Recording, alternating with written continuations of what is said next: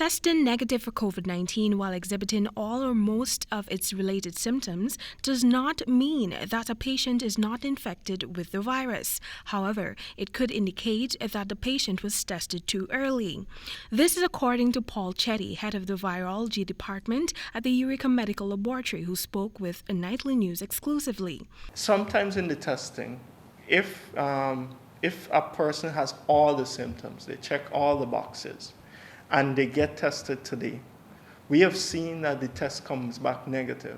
But if they test 2 days later, based on our recommendation and maybe a conversation we have with the patient's doctor, then they can come back positive. We have seen instances like that. Chetty explained that even though the polymerase chain reaction test being offered by the laboratory is 96% sensitive, factors such as the specificity of the test and the patient's viral load at the time of testing can influence the results. Additionally, he said that if patient samples are not collected properly, the results may indicate a negative result for the patient who may actually be positive for COVID-19. I think a lot of time people run away with the fact that if you come and get tested, it means that you don't have it, even though you might be showing some of the symptoms.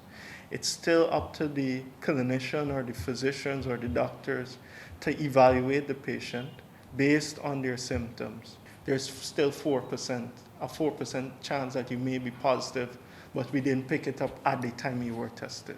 After the virus that causes COVID-19 enters the body, it penetrates the cells and corrupts their operating instructions, so it can churn out more copies of itself to infect more cells and make more copies. It takes a few days for this copying to happen, enough to be detected on a test. Temika Rodney reporting for the HGP Nightly News.